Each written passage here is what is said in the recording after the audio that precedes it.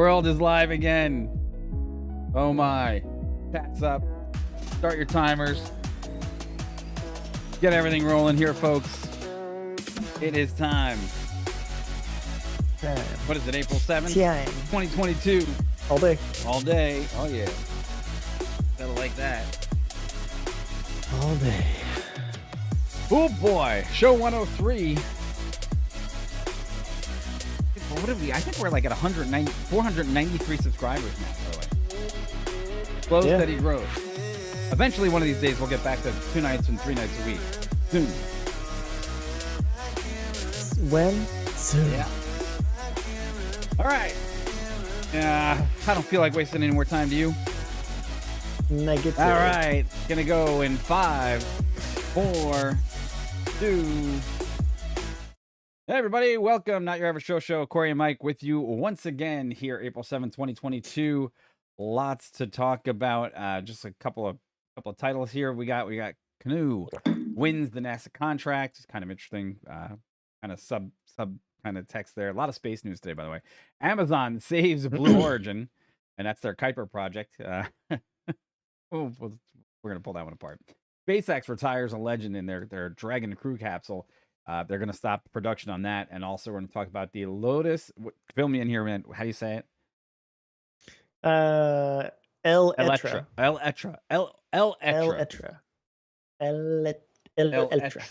Eletre Hyper SUV, which is kind of cool. Which we're gonna talk about that one too tonight. How you doing? And we also actually submission by a viewer, buddy of mine, Ray, just sent me this thing about a 757-200 cargo model that crashed in Costa Rica. We're gonna take a look at that video real quick, just somewhere down the line. But before we do that, Corey, how are you, sir? Welcome. How are you? Doing well. Yeah, pretty good, pretty average. Yeah, nothing really to report. You're average. Wait, you're on the Not Your Average Show, and you're pretty average. Yep. Okay. I'm not so average. Oh. As the average would be. Yeah, I don't know. I got nothing. Sweet. All right. If I'm not average, well, I guess you got to establish what the average is, right? Oh. We're on way off on a tangent here. I'm gonna stop right there, but you guys get the idea. I wish this had alcohol in it. Right now, it's just water. with that. Who's to say it doesn't? Right? Or... With that whole last minute of conversation, I just really wish I had a drink. Anyhow, cheers to that. As we're pondering the universe, everything here is going pretty good. But again, lots to talk about on the show. Still very happy with the growth that we're receiving from you guys, and we're enamored by the comments that some people find the show to be absolutely right up their alley. It's hard to find an intelligent audience out there sometimes, and I know we're looking for it. So, guys, if you get a chance, like, subscribe, follow, share. And you know the drill. It's social media crap, right? Yep. So that. Yep. All right. So top of the show, something really quick just to talk about. As you know, Corey and I have extensive aviation backgrounds, both in flying helicopters and airplanes. And anytime there's an incident or an accident and it's something that's kind of hot off the presses, we kind of want to take a look at it and see what happens. But in this particular case, it's kind of a good and a bad, right? An example of basically what's happening here. And this one comes to us via interesting engineering. This just happened today. A DHL Boeing 757 made a harrowing crash landing in San Jose. Now, the caveat is, anything that happens in the airlines like this, you want to say it's a crash landing when it actually exits the runway and there's some sort of breakup of the aircraft. That is technically a crash landing. But they actually did land the aircraft, okay? They landed the aircraft just fine. They actually had taken off very quickly and had returned with some sort of incident. And we're going to take a look at this video on Twitter because when we talk about what flight crews go through to save the day, and I literally mean save the day, these guys did an excellent job of trying to take care of the aircraft. And we're going to just take a look at this really quick here, see if this one plays right through. I know it might be a little harder to see, but here we go. Oh, did not want to grab it. Let's try that again. Yeah, does that one have audio? I don't think if it does. Ooh, Twitter's not liking that one. All right, we won't try to go full screen. We'll just see what we get here. You can kind of see it is not happy. Yeah, you can kind of see it sliding. It actually made contact with the surface. You can see lots of smoke, and they did report an operational situation on board the aircraft, but and then it resulted in basically the aircraft coming to a sliding stop and then skidding and going off the runway. And as it did that, it actually, let me just see if we can blast this up. Okay, you know what? I got it one more time. I just want to see this one last time because in full screen, let's just bring this back. You guys get a better view of it. You can see it's landed. You can see there's lots of smoke, and you can see it just start to yaw to the right. Now, at that point, you're not going to want to use differential thrust to keep it straight unless you absolutely have to. But, you know, there are incidences where you could use something like that. But it rolls off the runway, and basically, as it does such, it finds itself cracked in half, basically, at the edge of the runway. And this is them. Hold on a second. This is another video very quickly here of the incident afterwards, and it looks like it's gone off the runway. Lots of fire crews obviously responding. Yeah, there's that. So I guess one of the better possible outcomes you can imagine. Your thoughts, Corey? Yeah, so as you said, Mike, this one's so new. It's today. It happened earlier today. I think 8 hours ago or so. So it is pretty fresh. Again, we just have really what we have in front of us. And when we talk about, as you mentioned, talk about accidents, and they brought this. This is a cargo plane. If you guys don't know, they did take off from there, and it says, from what we know, they had an in-flight emergency. They troubleshooted whatever that was, and they did get the plane turned around and come back. And as we see in there, they did land the plane, and it was on the surface. It appeared to be decelerating. And then as we see, it yawed off to the runway to the right, and then we get the aftermath. Nevertheless, from what I can tell, no one's seriously injured. And again, as you said, there's so many things that, again, if you're not into aviation and know what all the troubleshooting might be, there's so much training that happens to try to have positive outcomes with things like this. And this is, I mean, all in all, we can probably surmise, again, from what we have, we can probably surmise this was some sort of hardware failure, from what we can tell right now.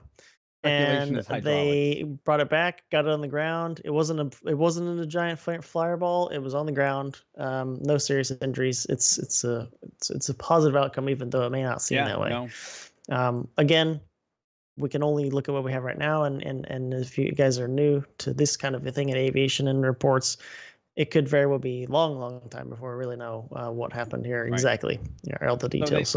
But nevertheless, They say that the report said that it indicated that it had a hydraulic system failure. Now, one of the things that you may or might not know about these turbine engines is there's a central drive shaft, and a lot of them spin off the central drive shaft actually powers a number of things. Sometimes it's generators, sometimes it's hydraulics. It could be coolers. There's an offshoot of devices that come off this one drive shaft, right? And the hydraulic systems are also quite high. I'll say they're complex in the fact that they have reservoirs that store up great volumes of pressure for just in case a hydraulic system fails, right? What do you want to do that for? Well, you want hydraulic pressure just in case you need to release the landing gear. You want an extra bump of pressure to get that landing gear down should one of your pumps be operational or non-operational. Now, in most cases, in a jet like this, you usually have the mechanical driven pump, and then you have an electric backup. But the mechanical driven pump usually operates at a much higher pressure load than the electronic backups, right? So without knowing what's on one hydraulic system is compared to the other, right? There's usually a Hyde 1 and a Hyde 2. One runs off engine 1, one runs off engine 2. And any mix of components like flaps, spoilers, brakes, and so on can run off that particular system. Could it be that this was a complete brake lockup system that they had? Anti-lock braking failed at this point, and anti-skid braking failed at this point, and the aircraft started to yaw. Could be. It could also be that maybe they had some sort of partial runaway of another system that was related that caused thrust to be differential and then caused it to yaw. But everything right now points to a locked up landing gear and a roll off the run. So that sucks. I mean, tough for a crew but the other thing they're alive, right? So, and that's what the training's for. Sometimes in an aircraft you're going to eat it, but the other part of it is at least you'll walk away alive. The aircraft. Find the positive outcome and take action. So there's that. So let us. Do you have anything else to add on that one? No. Yeah, it's that's it. Yeah. So let us know, guys, what you think in the comments below. You know, aviation, tough business sometimes, and incidents happen, stuff happens. It Hmm. just brought up something we have to. I don't know if I didn't even think about this before the show, but a coworker, an ex coworker of ours who used to fly Ah, helicopters, yeah, oh yeah, I guess passed away from a heart attack. yep. So um, that's something I just thought about. So Ross Ansel was a good guy. Went through a couple of classes that we went through together. Worked on the YASA team with us for a while. Or Hmm. actually, I think I did his YASA rating for him, and unfortunately, bad news there. All right, like, subscribe, follow. Let us know what you guys think. All right, totally forgot about that. All right, so the next one I said was going to be. Dun, dun, dun, hold on. Oh, I it's think gonna you be want to me. do Canoo, didn't you? Yeah, it's gonna be Canoo. I Yep. forgot. Okay. Well, seeing as we're on the case of space, Corey had brought this to our attention quite a few months ago about this company that was producing cars that basically looked very unique, and the name of the company was Canoo. Hmm. And ironically, seeing as we're hot to follow all the Artemis news that's out there right now, because Artemis is sitting at the pad, literally Yes, right through the walls of this yes. house. If you were to look 13 miles that way, there's Artemis sitting there, all lit up in her glory. Well, guess what? There's other money to be spent, and this is Canoo wins a NASA Artemis crew transport vehicle. Somebody went through the contract, spotted it out, basically saw that there was some money set aside for the tune. I guess it was 148,855 Hmm. bucks. They won the award, and it looks like these things are going to become the expected delivery of the Artemis crew back and forth to the launch pads in 2023, which is quite unique because you can't buy one yet, but honestly, they're Right. still a gorgeous design, and I think they fit the bill. So, what's your thoughts on this one? Yeah, when we cover Canoo, and again, if you didn't follow Canoo or don't know anything about Canoo, real briefly there, if you know about Faraday Future, this is made up of some ex-employees of Faraday Future, so there's some pedigree there.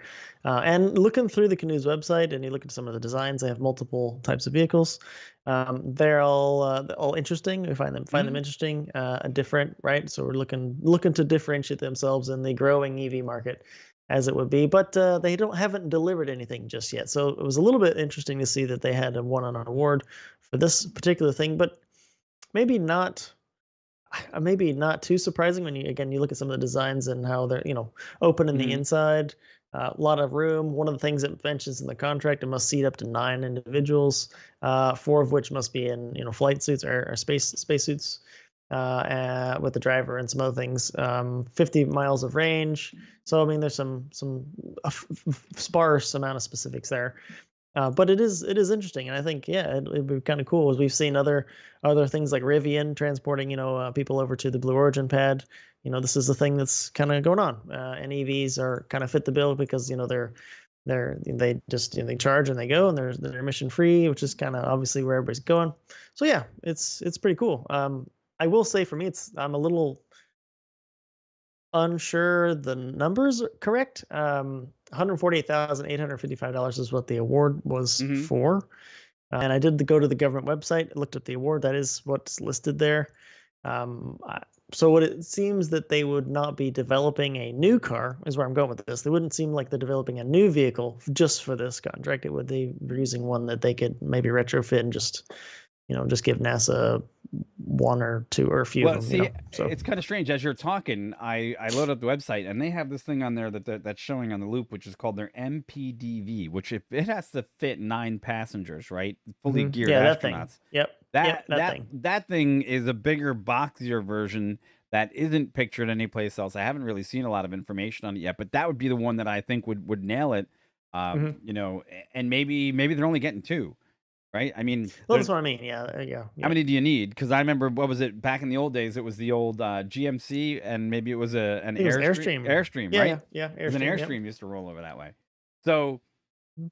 unique enough to to house these things to get ready for people to go into space on them. But if Mhm. actually, this kind Yeah, of it's wets cool. my whistle again to remind myself that Canoe's out there, and that eventually they will have marketable, sellable units out in the marketplace, Yep. which Yep. still piques my interest, especially if the Yeah. price is right, right? Yep. I mean, Yeah, it's an interesting company. yeah. Interesting company. Check it out if you guys don't know much about Faraday Future. Canoo. I'll make sure there are links down below. I'll pick At it up here least it's actually. not Lordstown. Lordstown.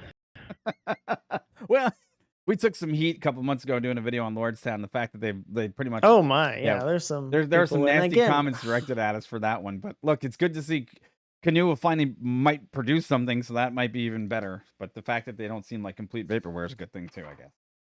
just to reiterate, we want everybody to do We well do. competition wise. We just were reading what we saw, insider trading, blah blah blah. So there, I'm done. I'm not going Well, wait anywhere a else with second. that. Hold a second. Whoa. But we're allowed But to engage, right? Even though we want people of to be course, successful, we're allowed to engage in the yeah. conversation of what if this isn't what we think it is. What if, and when you're at this venture capital phase and you're at these other grades of investment in new technology, and there's so many entrants trying to jump into the field and really participate in what Tesla has mastered almost at this point.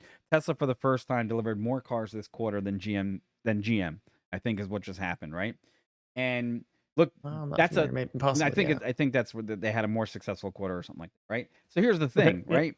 I mean, everybody wants a piece of this pie. It's not like there's not money out there, but you want to make sure that you're not investing in like the Edsel of the future of electric cars, right? You want to make sure that they're actually going to be around. And I guess Oh that's yeah. part of that nuance of having a shared conversation. Anyhow, best to Canoo. Like, subscribe, follow. Let us know what you think in the comments below, which vehicle you think it might be. And if you have any further details to share with us, let us know. It'd be great to find out more what holds for the future of the NASA Artemis astronauts and how they're going to get back and forth to the launch pads. So that should be pretty cool. All right. Next, I shall turn the floor over to Corey. Ready when you are? Yeah, I'm ready to go when you are. Okay, here we go. Boy. So this next one comes to us from RS Technica. It says Jeff Bezos and Amazon just hired everyone but SpaceX for Project Kuiper. And basically, the underline there, huge contracts to go out to ULA, United Launch Alliance, Arianespace, and Blue Origin themselves. Okay, yeah. If you're not up to speed on what Project Kuiper is, it's basically Jeff Bezos and Amazon's version of what a broadband satellite constellation would be doing, very similar to what Starlink, if you're up to speed on that. So Amazon's actually chosen some of the rocket providers to actually launch the physical satellites up to space. And I know Mike's gonna go through like which rockets actually get how many specific launches currently, but just a few things to highlight as we kind of start kicking it off there. They claim that the first demo mission of the satellites, because again, we haven't seen any actual Project Kuiper satellites up at all. First demo of the actual devices will be up later this year, supposedly. One of the spokesmen said that. And I will also mention that the rockets that Mike's going to talk about they've been selected as the Ariane 6, the Vulcan, and then also New Glenn is named in Blue Origin's own New Glenn. And I'll just point out that all these rockets have not yet debuted. The Ariane 6 and the Vulcan are maybe a year out or so, and the New Glenn is I don't know. And I say that, I mean, I again love to see it fly, but I don't know when New Glenn's supposed to go. Maybe a year, 2 years. With that part said, Mike, how many years literally behind is the satellite constellation of Kuiper just to get up to space behind Starlink? So they're looking at version 1, 2, all the right, ones, and they're looking at 3,236 satellites in total. They're looking at 18 launches of the Ariane 6 rocket, 12 of the New Glenn, which hasn't had a successful launch as of yet, with additional 15. And then out of them all is the Vulcan rocket, which, like you said, 38 launches of the Vulcan, which is United Launch Alliance, right? How far are you is how much do you want to feed the hand that you don't want to bite you? Basically, you're basically propping up your competition against SpaceX at this point to keep an entire other half of the industry alive at a cost per we don't know what right now that they're going to have. So where they're really behind right now is the cost per launch, which every day SpaceX is hammering that price down to a finite point where they can literally start saying exponential math, we're gonna achieve profitability on day X. That's practically all SpaceX is built on. The rockets is reusability. Bringing the price down per launch. So, and the biggest thing is So that, you would think, now here's the other thing. You would think first to market, second to market usually plays out in a game on like this. Starlink obviously has a huge advantage right now. Kuiper is going to be coming up and playing second fiddle. Doesn't necessarily mean that you can't be trumped in the game of technology, because we have all seen where, in say the video game console wars, I know it's a shallow comparison, but just because you're first to right. market doesn't necessarily mean you're going to be best. However, sour grapes are sour grapes. I still have to look at this as just basically Amazon using its funding muscle to propel a good deal of the next living, breathing version of Blue Origin, and how it's going to sustain itself as a feasibility model in the future. I mean, it's certainly something just to kind of put a cliff note, a little note to say. Also, remember with the things that are going on globally, OneWeb, which is also putting satellites into orbit that do kind of similar thing, broadband constellation satellites, has partnered with SpaceX to finish up their launches, because obviously Soyuz is not doing their Well, thing. yeah. So that here you go, SpaceX, who's picked up OneWeb and said, "Hey, I know we're competitors, but hey, you need to go to orbit." Well, we do that too. And then of course you got Amazon, who I can only imagine didn't even leave SpaceX a message. Just not a thing. It's they're not Well, pals. we So actually we could have been talking about the fact that you know, this might be the Elon Musk crush show, because I know we can't get through some of this technology without mentioning SpaceX or Tesla, and the fact that Elon Musk is going to join the board of Twitter this week is also amazing, oh right? well, yeah, But that look, too. I can't help but say, Amazon, look, New Glenn needed this. It doesn't make a difference who you are. If you didn't see that Yeah, Blue Origin needed yep. this as a shot in the arm, that they needed a good win, that they didn't have to go to court to get a rebid process to kind of get, included in the next generation of the Mars trips and the moon trips and so on and so forth. Yeah, they needed this, but I'm really shocked about the United Launch Alliance, because they have a terrible record. And back in the day when they were literally running the show off the coast here in NASA, I hate to say this, but it was 1 in 4 chance of getting a rocket into space on any given launch period. You would literally watch and go, up, it's delayed. There's a fuel pump. There's a this. There's a that. I don't know a project like this that can survive that kind of setback. Right? That's going to be terrible for them. Well, that is something to mention. I know, as people talk, okay, I need to launch a scientific satellite to orbit, and it gets delayed 2-3 times, then it makes it. Okay, cool. But yeah, exactly like you said, they need to launch thousands Yeah. of satellites to orbit, and I mean, easy, right? Say you launch 100 at a time, and okay, that's 30 launches Right. or whatever it is, or 300 launches, depending how many. Just picking numbers. But say half of them are delayed Sure. twice. I mean, that's a long time to get your tech up there to then begin to compete with what we can only imagine is going to be the next gen or next gen after that of Starlink satellites, because Starlink's made to decay their orbit, and then they're made to be replaced anyway. That's part of the idea. So, Well, yeah, look, it's and again, there yeah, was 40 yeah, recently that just failed to reach orbit, right? And they it's ate true, that true. easily. And when you're at the point where your competition is able to lose a package of satellites that they're trying to deliver, and they're literally like, "Hey, this is part of the cost of doing business in space, and we understand that," and you're still banking your next big move on rockets that haven't even flown yet successfully or delivered a payload to space, Right. that's far behind. That's about as far behind as I would ever want to be in any Yeah. business venture, and still comfortably go to bed at night and still feel like I had a shot, right? That's Like saying, "Oh, we're making I don't know, we're making some product for customers in another state, and we're gonna transport them to that other state on a truck that isn't made it's yet." like my girlfriend's from Canada and you don't know her. Okay, well, sure, sure. Okay, sure. So, as another comparison, just throwing it out there, right? She's a really great gal. Why don't you have any pictures of her? Well, her internet's down all the time. Always. Always. I'm done. All right. Yeah, I'm good. Yeah. So okay, cool. Please like, share, subscribe. You guys know the deal. We like to find things that we can chat about, technology, space, and of course, you guys are always welcome. Come in.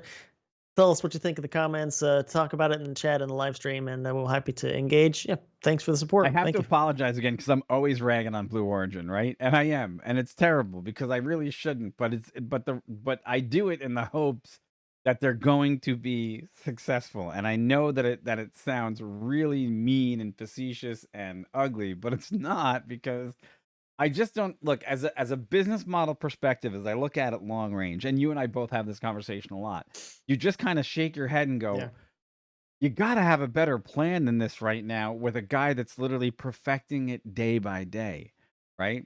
I think what did SpaceX say, that this year they're gonna have 68 launches this year alone, and then on top of that, I think they're going for, to have Starship do its first suborbital stuff.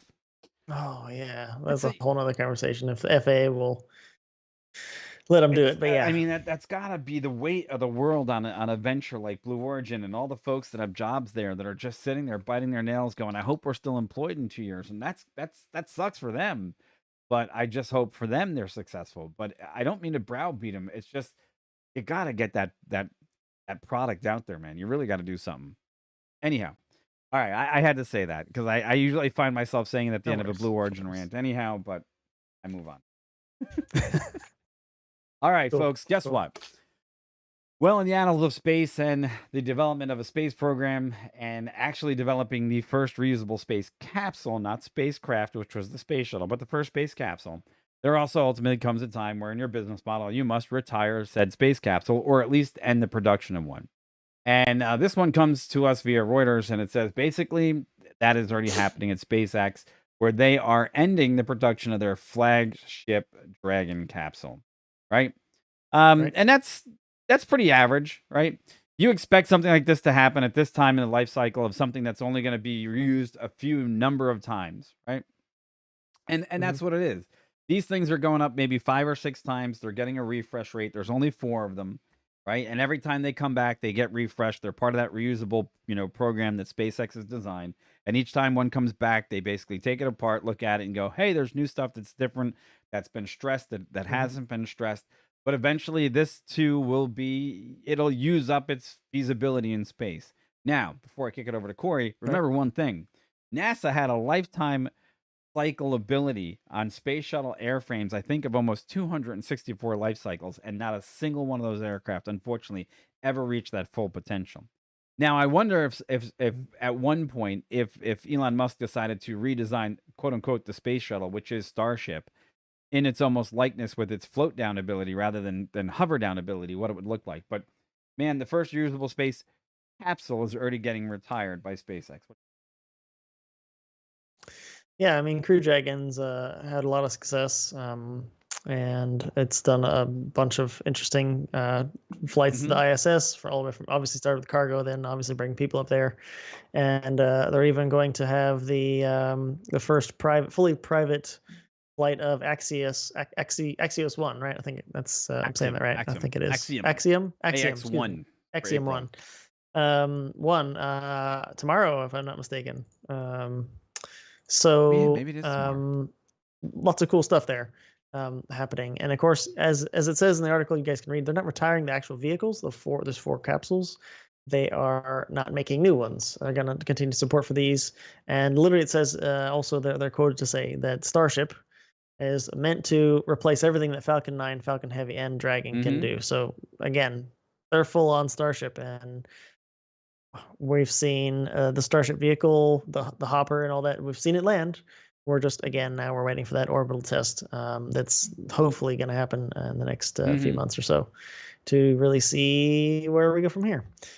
So not a huge surprise, really. It's working the way it's working the way they'd like it to work now. They're going to continue to support it, but they got Starship soon. They hope so. Yeah, I'm not too surprised, but yeah, it's noteworthy Yeah, for so sure. just to back up what you just said, that's actually true. Tomorrow is the AX1 crew launch, the first private all crew going to the International Space Station. It's going to be at about 11:17 a.m. Eastern Standard Time from Complex 39A here at Kennedy Space Center. Gosh, you know what? I think we should have been covering this one, but things are what they are, so can't do it. But it will be nice to see them pull this off on the very capsule that's going to be soon Mhm. retired. Now, I guess even fades back into the same discussion where even NASA couldn't pull this off, right? Not as successfully as SpaceX is actually making it look right now. And you hope for the safety of the crew and everyone involved that there's never an incident like you've ever seen in the Challenger disaster or other disasters that we've ever seen in space Right. programs, Yep. right? And that's important to say that if you finally have a reusable capsule, what it really went into to engineer something that can be reused and is basically the bullet that's been the same part of a process that's been part of going to space for literally since the inception of rocketry, right? And make it Mhm. reusable. So hats off to them for the engineering marvel that it is to be able to do that. And I think that gets overlooked by a lot of people, right? Yeah. Yeah. I mean, of course, technology and things have progressed much since the 60s, of course, but it's still, I mean, if we can just again step back and look at it, right? The magnitude of reusability that SpaceX is just pushing, again, goes back to saving money, is what it's all about, really. I mean, again, if going to space was as safe as it could be, again, it's almost never going to be Mm. 100% safe, but as safe as it could be, and I mean, it's still going to be less expensive than it has been in the past. Oh, and it's reusable too. I mean, that's why that seems like that should be the way we go, right? Hmm. So, and that's what they're doing. So, It's and we know incredible. they almost didn't make it. They knew they were. I think they said they were. Of course, Tesla was only about a month or so out from being bankrupt, but Tesla and SpaceX, they're kind of under the same hat there. And if one was going to go down, and yeah, so but anyway, Could you it's working. imagine? I mean, could you imagine at this point if we were in a, like an alternate state where basically these two things didn't happen and people were still stuck in the conventionalities of the NASA having to run the space program the way that they Yep. saw fit? Not to knock them, right? Just saying. No, no, no, no. So someone comes around and runs in a room and says, Let's build reusable capsules and Yeah, make why don't the we do it this way? yeah And they're like, and well, make we've never done it. That's cost yeah, too much. yeah, and make Well, them land why? vertically and recover everything that we possibly can and Why? make Why? it, Why? Why why? not? Well, We're gonna have a giant ship that's meant to just catch the fairings with a giant net. we're gonna land Why? we're gonna land Because they on a cost millions to make, and yeah, we fly them once. we're gonna land on drone ships in Okay. the middle of the water. And so we don't have to go through an extensive recovery process of having this thing saltwater saturated, and recover it every single time. And then we're gonna use rockets multiple, umpteen times, to get back and forth to space. Brilliant. Right. Anyhow, like, subscribe, follow. Let us know what you guys think in the comments below about watching this capsule ride off into the sunset in the not too distant future, and what we look forward to having it be replaced with something like Starship, which is going Starship. to be amazing. So let us know what you think in the comments below. We sure hope so. Yeah, we hope. Yeah, yeah. So, all right. So, with that said, Corey's going to take us to our final, or one of our final topics of discussion Yeah, pretty tonight. much the final one, And almost this one's basically. coming to you straight from the folks at Lotus. Here you go. It's all you. Yep, yep. So there's a few links down there. The one is from Lotus. There's also one from Electrek. There, I mean, there's a few places, but basically, what's going on here is the kind of pulling the wraps off Lotus's new SUV, the Eletre. Mm. It's been kind of on the internet, kind of codenamed Type 132, but it's their SUV. Their world's first hyper SUV. It's basically built on a bespoke electric powertrain. It's its own thing. Lotus, if you guys, again, Lotus has been around for a long, long time. I mean, if you guys even go way back, um, Tesla put their first equipment in a Lotus, right? Mm-hmm. With the first Roadster. But Lotus has always been pretty good at making light, balanced kind of frames Oh again yeah. in the past, right? So, and it's always something. There's a pretty good car company to keep track of. Got a lot of history in racing as well. So it's Lotus. You gotta take a look at it if you need to. But nevertheless, this is El Etra, and some quick figures found off it: 370 miles of range, top speed of 160 miles per hour, 0 to 62.9. Again, we're not earth-shatteringly quick, but again, I say that tongue in cheek now because 2.9 seconds is not super quick, but it's really quick. I mean, a few years ago, it's still crazy fast, right? Right. Right. So, but anyway, 2.9 seconds, under 3 seconds. It's got stuff on there like lidar, and actually has some active aero, which is kind of cool. Mm-hmm. And 360-degree cameras, all the things you kind of expect in a really flagship kind of EV. but it's pretty cool. They got some great pictures of it. No, I couldn't find a price. No, not yet. And being an SUV too, you expected to get not as good drag coefficient, range, and all that. They did work. It looks like quite a bit on the aero.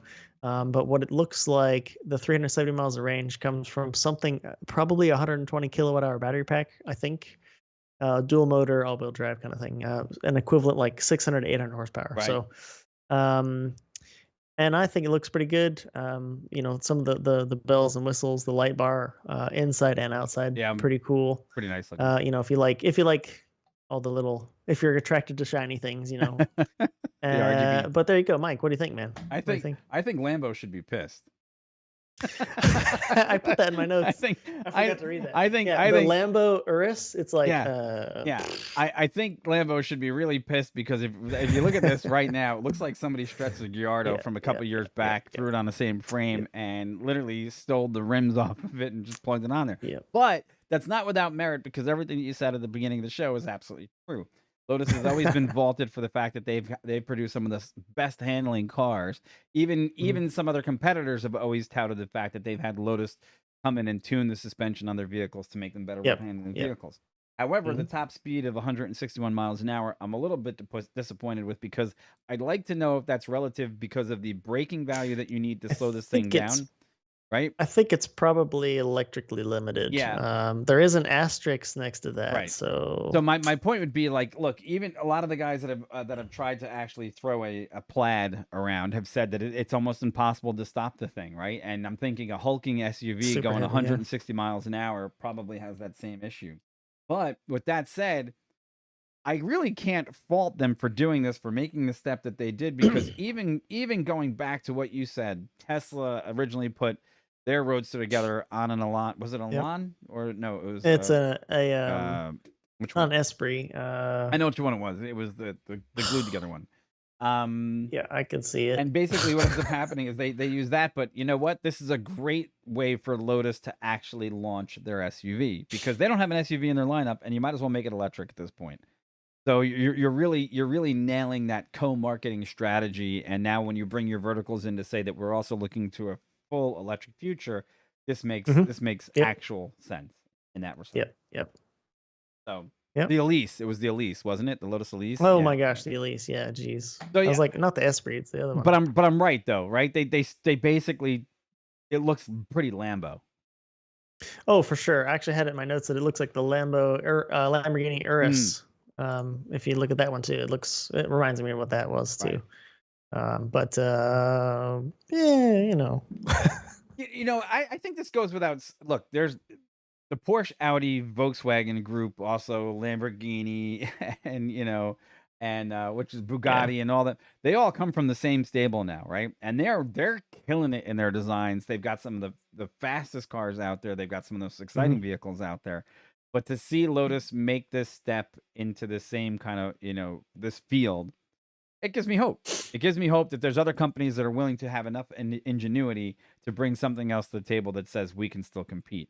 Although with the big center screens and all that other stuff, everybody's biting off a little bit from everybody else's good designs as of late in the EV market, so it would seem. I still am kind of a fan of Kinosega and Rimac. Yeah. They're kind of the way their stuff looks. But even Rimac's in bed with Porsche now. Yeah. So I mean, there's a lot to be said there, but this is a pretty little car. I mean, yeah, it's again, man, what do you think? Random price, I'm gonna say 160.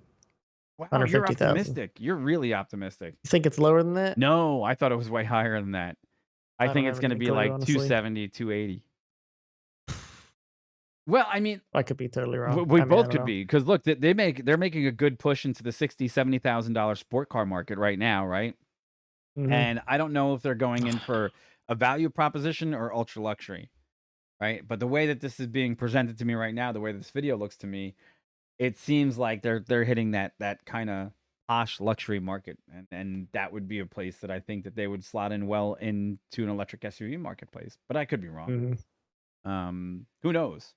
Those are lofty goals, though. Anything that goes usually sub 3 seconds, I'm usually thinking easy $250,000. 200, yeah, at least, yeah. Easily, right? Yep, yep. Well, And what would you? anything else? Better question. What would you pay for it? If I had the What would you pay for it? dollars, well, if I was in the market for an SUV, electric SUV, of course I wasn't getting an X or something else. I mean, this is got obviously different appeal than an Right. X. You know, it's different. I think 150. Okay. I mean, I'm kind of cheap, but you know, I mean, here I say 150,000. Oh, I'm kind of Well- cheap, but we're talking, you know, oh, would you pay 300,000? No, I don't know. no. I don't know if I would. I mean, I mean, you can get tons of other SUVs for less. You know than what that, I'd like so. to? I'd like to know. I mean, I guess thinking exactly, yeah, I could get an X for less than 200. So why would I pay more than that for this? Oh, you know, I didn't even think about But- that. So, you know, price point know. might bring it into the 120 range, just because that's where it really has to be in order to be successful to go up against that lineage of the X where it sits right now. And I wonder if that's what they're up against, or they're up against like the premium Porsches and. well, they're up against it no matter what, because outside of I mean, what Yeah. they're aiming it at, you know. look, outside of the e-tron and building an e-tron SUV platform and moving up in that direction, it's got to be where they're at basically right now for their competition, right? This is where Lotus actually has to measure up. So I think you're right on the price. I think you might be closer than what I thought. Maybe 125, 150 is probably that range where they have to make this fit. If it doesn't fit, they don't have a good seller. But I don't know. Lamborghini. I mean, what is the Lambo one go the for? Urus? I don't know. You tell me. I don't Yeah. know. 308. But it's not an EV. It's not an So, EV. It's got a Yeah, V12, no, I isn't think it? it's got the V8 in it, the twin turbocharged V8. Oh, it's got a 4-liter So- 8 in it. Yeah. So different. So hey, you know what? Yeah, In the comments below, folks, let us know what you think it's going to actually be introduced as the MSRP, and what you actually think you would pay for it. And maybe somebody will get close. Who knows? All right. Yeah, cool. And then I guess the last one is what are you waiting on? So you want to walk this one out the door? Yeah. So again, we cover a bunch of topics here: aviation, cars, space, obviously. So please like, share, subscribe. You guys know the deal, I'm sure, by being on YouTube. We like to talk of everything new and speculate on stuff, and we're happy to have you guys join us in the chat on the live stream. But also, please, if this is recorded, put your comments down below, and we'll try to address them too. And yeah, I mean, it's we appreciate all the support. So thanks so much, guys. Yeah, and I think the last thing that you're waiting on tonight is the Cyber Rodeo from Giga, Texas. Yeah, so just the last part's it's just a quick announcement, really, that when we're recording this show right now, Giga Texas Cyber Rodeo hasn't happened yet. It will happen at 10 p.m. Eastern time on the 7th. And it's the live show or live unveiling or, opening of the Austin Giga Texas, Gigafactory in Texas. In Austin, and there's supposed to be maybe some announcements, as there sometimes is when Elon's there talking about whatever he's going to talk about. So I know I looked at some footage earlier of a live stream somebody was doing there. I know there's a Tesla semi there. I know there's a truck there somewhere. I know there's a Y and some other cool stuff. So you never know, Elon. What he's going to say. He could talk about who knows what. He could talk about Neuralink for all we know. Probably not, but you know what I mean. So I just put that link down there so you guys can maybe check it out whenever it happens after and see whatever he comes up with. So that'd be cool. I left it there for you. I will be tuned in and waiting. So, all right, folks. Yep. That's all the show we got for you tonight. Thanks for tuning in. We appreciate all the comments, likes, and subscribes. Keep everything coming. We appreciate the growth. And if you guys want see us cover any other topics, leave them in the comments. Let us know. We'll be happy to take any crazy for it. concept cars or whatever, guys. Just let us know. All right, folks. Well, thanks so much, and we'll catch you guys next week. See ya. Thank you. Take it easy. Bye-bye. See you next time. Bye-bye. Just like that, it's over. Happened so fast. Oh, yeah. All righty then. All right, man. I'm good. You good? Yeah, man. All right, I will check you later. Have a good night, everybody. Take care. Peace. You too. Bye-bye. Take it easy.